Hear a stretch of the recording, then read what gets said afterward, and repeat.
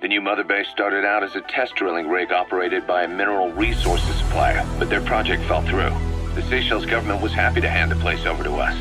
It was just scrap on stilts. So with a few dummy construction companies set up as fronts, we started renovating the half-finished rig. From the outside, it looked like the project was back on rails. Kaz, you... What? I see what you're doing. Recreating the mother base we had 9 years ago. Only this time. That's right. The mother base Cypher thought they destroyed will return from the grave to kill them. We'll prove to the world that we were the victors. And if we lose again? They can't fool us the same way twice. Now our enemies are in plain sight. And when our organization gets too big, we split it across companies. Any company that draws attention gets liquidated, and its capital is back-channeled into a new company. Most PFs are small-time operations anyway. And in this business, the minnows go bankrupt all the time. We've never aroused suspicion. Plus, we have Hewick. Hewick? Human Exploitation Company. It's a business specializing in intel gathering. Think of it as a civilian intelligence agency. Kaz, that's... Remember what they were trying to accomplish at the prison facility in Cuba? That gave me the idea. We dispatch moles into conflict zones around the world, and each sets up an intel network on site.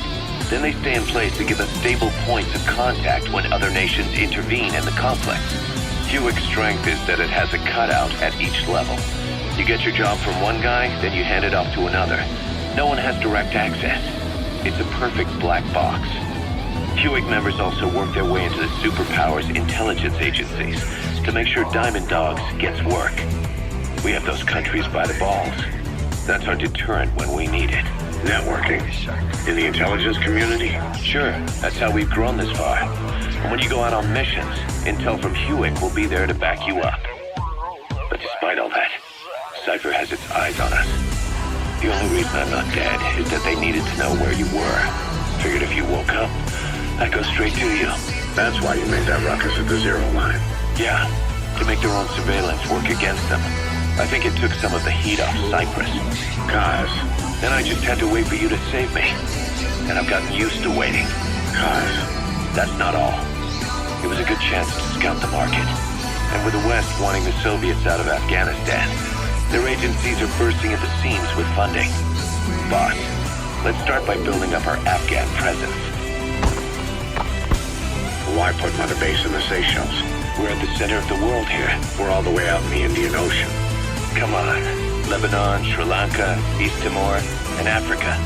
From here, our reach extends to conflict zones the world over, including Afghanistan, of course. So it's prime real estate for a mercenary. Exactly. Latin America isn't as close as I'd like, but we have Amanda and her people to help in that department. And besides, the Seychelles government owes us a favor. Owes us? The Seychelles has strong ties to the east, which the West wanted to shake up. They came to a head 3 years ago in an attempted coup. It was a force of South African mercenaries with U.S. backing behind the scenes. They were only platoon size, but South Africa is home to some heavy PFs. Too much for the Seychelles to handle. In the end, they accepted help from the Tanzanian army and quelled the coup. We set up the deal and handled on-site tactical instruction. That led to some training work for the Seychelles military. And when we put down a mutiny within their forces, well, we made a lot of people happy. They don't pay us. They just let us have a piece of their offshore territory on the promise we'll come running if something else happens. So we're bodyguards, too. It's a good setup. We can only take Mother Base so far here. We'll have to find somewhere else when this place starts getting big. Aren't you being a little hasty? Nothing hasty about it.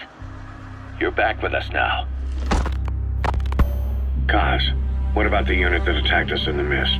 You knew something about them. That wasn't my first run-in with them. It happened right before I was captured by the Soviets.